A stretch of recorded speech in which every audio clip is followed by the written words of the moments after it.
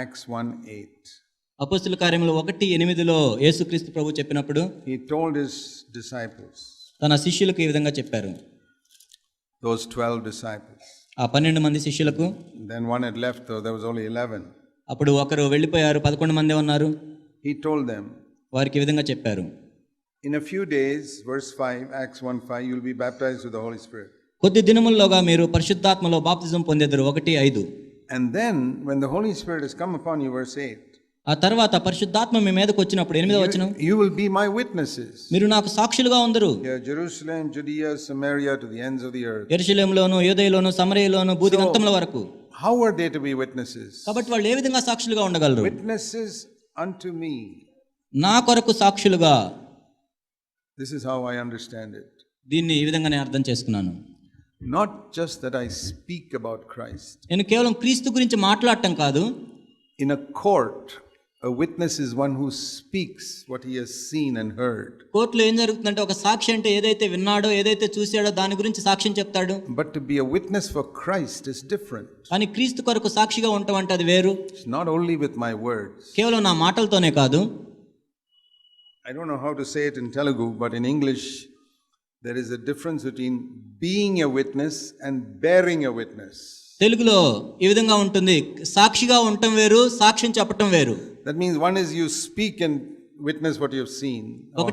ఒకటేమో నువ్వు చూసిన దాన్ని బట్టి, విన్న దాన్ని బట్టి సాక్ష్యం చెప్తావు. Here Jesus said you must be a witness. ఇక్కడ యేసుక్రీస్తు ప్రభువు చెప్తున్నా, మీరు నాకు సాక్షులుగా ఉందురు. To be a witness means by my life first of all. సాక్షిగా ఉండటం అంటే మొట్టమొదట నేను జీవించే జీవితం ద్వారా, and my word. తర్వాత నా మాటల ద్వారా.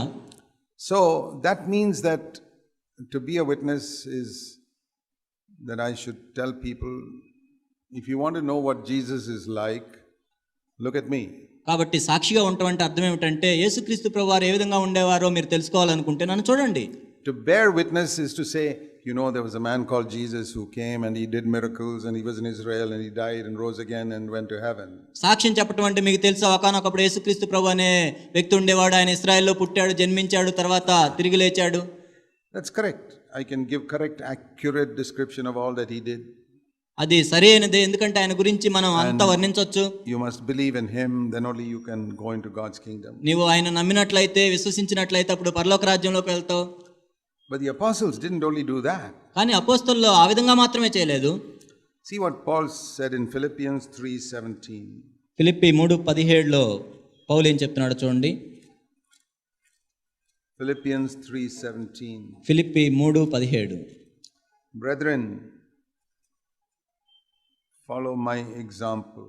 సహోదరులారా, నన్ను వెంబడించుడి. Have you ever heard a preacher in your life say, follow my example? ఏ బోధకుడైనా మీతో ఎప్పుడైనా చెప్పటం మీరు విన్నారా, నన్ను పోలి నడుచుకోండి అని? Hardly anybody says that. దాదాపుగా ఎవరు చెప్పరు దాన్ని. They say, don't look at me. నన్ను చూడొద్దు అని చెప్తారు. Look at Jesus. యేసు ప్రభువుని చూడమని చెప్తారు. I can't see Jesus. నేను ప్రభువుని చూడలేనప్పుడు.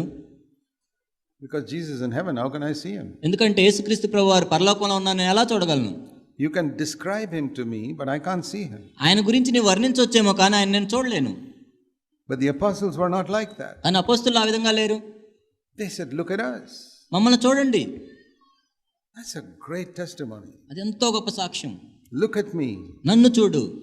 Follow my example. నన్ను పోలి నడుచుకోండి. And not only mine, there are others who are walking like me. Look at them also. నన్ను మాత్రమే కాదు, నా వలే వేరే వాళ్ళు కూడా నడుచుకుంటున్నారు, వాళ్ళని కూడా చూడండి. Now you say, Paul, you're a very proud man to say follow me. అప్పుడు మనం అనొచ్చు, పౌలు నువ్వు ఎంతో గర్విష్టివి, నన్ను పోలి నడుచుకోమంటావా అని. That's not pride. అది గర్వం కాదు. That is to be a witness for Christ. అది క్రీస్తు కొరకు సాక్షిగా ఉండటం. See 1 Corinthians 11 and verse 1. 1 కొరింథీ 11:1 మనం చూసినట్లయితే, 1 Corinthians 11 verse 1. 1 కొరింథీ 11:1, Be followers of me as I am of Christ. నేను క్రీస్తును పోలి నడుచుకున్న ప్రకారం మీరు కూడా నన్ను పోలి నడుచుకొనుడి. He says, I'm not just asking you to follow me.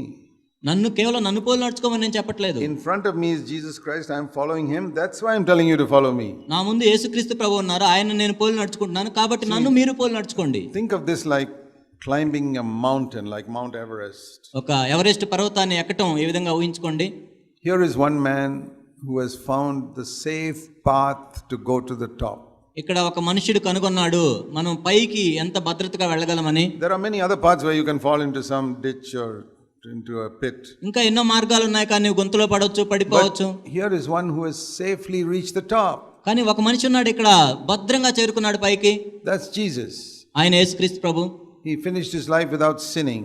పాపం చేయకుండా ఆయన తన జీవితాన్ని ముగించారు. With his body he did the whole will of God. తన శరీరంతో దేవుని యొక్క చిత్తాన్ని అంతటిని నెరవేర్చారు. Now Paul says, ఇప్పుడు పౌలు చెప్తున్నాడు, there are so many dangerous paths in the world, లోకంలో అనేక ప్రమాదకరమైన మార్గాలు ఉన్నాయి. but I found one who walked a safe path that fulfilled the will of God. దేవుని యొక్క చిత్తాన్ని నెరవేర్చడంలో సురక్షితమైన మార్గాన్ని కనుగొన్న వ్యక్తి నేను కనుగొన్నాను. Like in the mountain there is snow on the mountain, పర్వతాల్లో మంచు ఉంటుంది, and you can see the footsteps of people.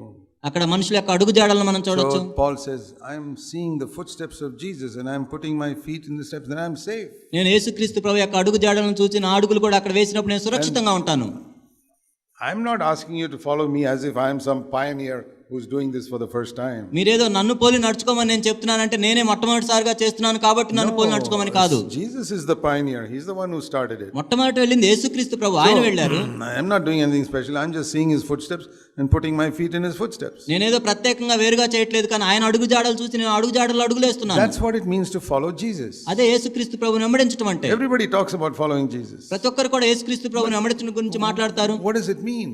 ఏంటి దాని అర్థం ఏంటి? It means to see how he had a body and he did the will of God throughout his life. ఆయన ఏ విధంగా శరీరాన్ని కలిగి ఉన్నాడు, తన జీవితం అంతా కూడా దేవుని యొక్క చిత్తాన్ని ఏ విధంగా నెరవేర్చాడు. I look at his footsteps. నేను ఆయన అడుగుజాడలను చూసినప్పుడు and I say, okay, I can walk in those footsteps. సరే, నేను అడుగుజాడలో నడవచ్చు.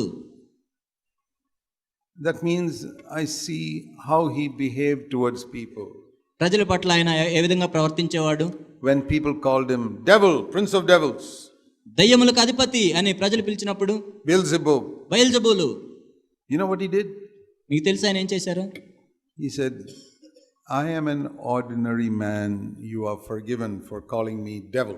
నేను ఒక సామాన్యమైన మనుషుడిని, మీరు నన్ను దయ్యములకు అధిపతి అని పిలిచినందుకు మిమ్మల్ని క్షమిస్తున్నాను. So when somebody calls you a devil or some bad name, మిమ్మల్ని దయ్యమని లేకపోతే చెడ్డ పేర్లు పెట్టి పిలిచినప్పుడు, you see the footsteps of Jesus, యేసుక్రీస్తు ప్రభు యొక్క అడుగుజాడలను చూసినట్లయితే, you say to them, I am also an ordinary man.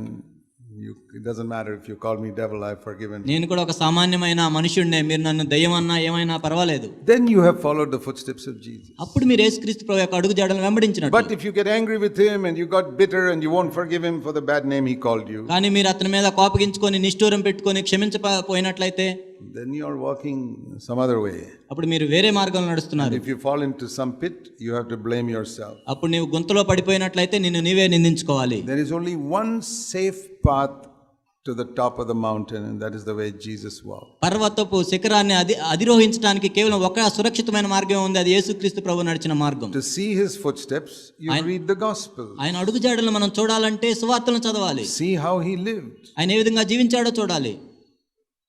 He had no interest in making money on this earth. ఆయన ఈ భూమి మీద డబ్బులు సంపాదించడానికి ఎటువంటి ఆసక్తి లేదు. But he earned his own money. He was not a beggar.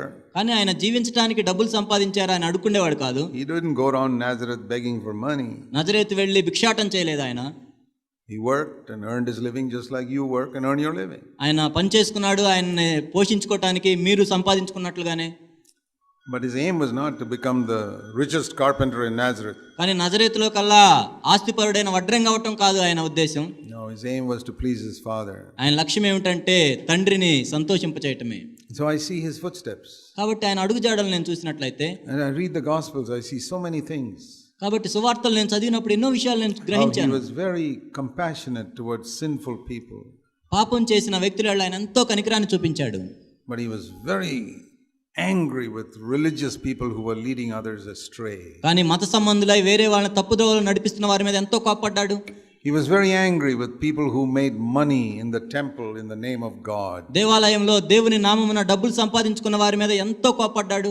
In fact, he took a whip and chased them all out. ఆయన కొరడా తీసుకొని వాళ్ళందరినీ తరిమేశాడు. So I see the footsteps of Jesus. కాబట్టి నేను ప్రభు యొక్క అడుగుజాడలను చూసినప్పుడు, And wherever I see people, preachers trying to make money in the name of Christ, I chase them out. ఎక్కడైతే బోధకులు యేసు నామమున డబ్బులు సంపాదిస్తున్నారో వాళ్ళని తరిమేయడానికి ప్రయత్నిస్తాను. What would you think if you were there in the temple that day and you saw Jesus taking a whip and pushing these people out and ఒకవేళ ఆ దేవాలయంలో ఆ రోజు నువ్వు ఉన్నట్లయితే యేసుక్రీస్తు ప్రభు వారు ఆ విధంగా వాళ్ళని తరిమివేస్తున్నప్పుడు మీరేమనుకుంటారు? turning their money and all the money goes flying around. వాళ్ళ డబ్బులన్నీ విసిరివేసినప్పుడు డబ్బులు ఎగురుతూ ఉన్నాయి గాల్లో. What would you have gone and told Jesus? యేసుక్రీస్తు ప్రభు యొద్దకు వెళ్ళి మీరేం చెప్పి ఉండేవాళ్ళు? You'd have said, Lord, you must be more Christ-like. ప్రభువా మీరు ఇంకా క్రీస్తు సారూప్యంలోకి ఇంకా బాగా రావాలి. Imagine telling Jesus to be Christ-like. యేసు ప్రభు దగ్గరికి వెళ్ళి మీరు క్రీస్తు స్వరూపంలోకి రావాలని చెప్పడం ఒకసారి ఆలోచించండి. Because our understanding of Christ-like is we never hurt anybody, we never say anything harmful to anyone. మనం క్రీస్తు స్వరూపంలోకి రావటం అంటే మన ఉద్దేశం ఏంటంటే మనం ఎవరిని గాయపరచము, ఎవరు అభ్యంతరపడేటి ఏమి చెప్పం. And that is why all these crooked preachers are flourishing in Christendom. అందుకే ఈ వంకర మార్గములను అనుసరించే బోధకులందరూ కూడా ఎంతో అభివృద్ధి చెందుతున్నారు. Because everybody is afraid to correct them. ఎందుకంటే వాళ్ళని సరిదిద్దడానికి ప్రతి ఒక్కరు కూడా భయపడుతున్నారు. What they need is somebody with a whip to chase them out. ఈనాడు వాళ్ళకి కావాల్సింది ఏమిటంటే ఎవరో ఒకరు కొరడా తీసుకుని వచ్చి వాళ్ళని తరిమివేయాలి. At the same time, he was so compassionate to women who had fallen into sin.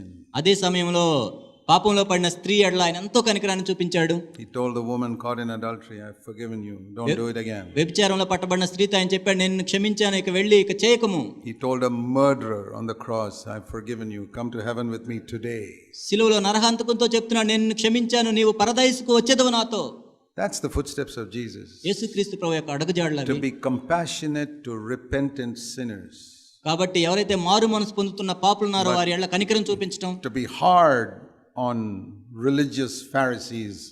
మత సంబంధులైన పరిసయ్యుల ఎడల కఠినంగా ఉండటం. Especially those who try to make money. ప్రత్యేకంగా దేవుని నామంలో ఎవరైతే డబ్బులు సంపాదిస్తున్నారో